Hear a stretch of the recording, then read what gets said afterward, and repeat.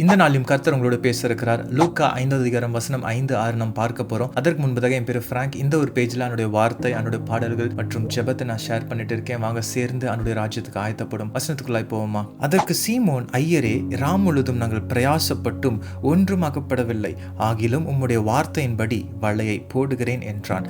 அந்தபடியே அவர்கள் செய்து தங்கள் வலை கிழிந்து போகத்தக்கதாக மிகுதியான மீன்களை பிடித்தார்கள். சீமோன் ஒருவர் இருக்கிறார். அவர் மீன் பிடிக்கிறவராக இருக்கிறார். ராம் முழுவதும் ரொம்ப பிரயாசப்பட்டு இருக்கிறார். ஆனால் ஒரு மீனும் அவங்களுக்கு கிடைக்கல. இந்த வீடியோ பார்த்து கொண்டிருக்கிற உங்களோட வாழ்க்கையில் கூட நீங்கள் ரொம்ப பிரயாசப்பட்டிருக்கலாம். வாரங்களாய் காத்து கொண்டிருக்கலாம், சிலர் மாதங்கள், சிலர் வருஷங்களாய் காத்து கொண்டிருக்கலாம். இந்த 3 காரியங்கள் உங்களோட வாழ்க்கையில் இருக்குதா அப்படின்றத சிந்திச்சு பாருங்க. முதலாவது, நம்மளோட வாழ்க்கையின் படகுல இயேசு இருக்கணும். 2வது, அவருடைய வார்த்தையை கேட்கிறவர்களாய் இருக்க வேண்டும். 3வது, அந்த வார்த்தையின்படி நம்ம செய்கிறவர்களாய் இருக்க வேண்டும். அப்பொழுதுதான் நமக்கு தேவையான காரியங்களை நம்ம பெற்றுக்கொள்ள முடியும். இன்னைக்கு அவனுடைய சமூகத்தில் நம்ம ஒப்பு கொடுத்து நம்ம ஜெபிக்க போறோம். ஜெபிக்கலாமா? அன்புள்ள தேவனை, பிதாவையும் நன்றியோடு துதிக்கிறேன், ஸ்தோத்திரிக்கிறேன். சப்பா, இந்த நாளில் கூட தகப்பன் இந்த வசனத்தை கூட எங்களோட பேசுனதுக்கு நன்றி ராஜா.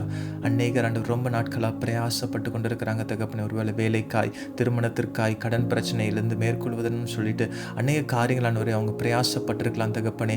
ஆனால் தகப்பன், நீர் எங்களோட வாழ்க்கையில் வரும் பொழுது தகப்பன், நம்முடைய சத்தத்தை நாங்கள் கேட்கும் பொழுது, அதன்படி நாங்கள் செய்யும் பொழுது எங்களோட வாழ்க்கையில் நாங்கள் ஆசீர்வாதத்தை பார்க்க முடியும், விடுதலையை பார்க்க முடியும், சுகத்தை பார்க்க முடியும் தகப்பனே. எங்களை தாழ்த்தி ஒப்பு கொடுக்கிறோம் ஆண்டவரே. இந்த நாள் முழுவதும் நீர் கூட இருந்து வழி நடத்தும்படி ஆட்சேபிக்கிறேன். எங்கள் கைப்பிடித்து நீ நடத்துவீராக.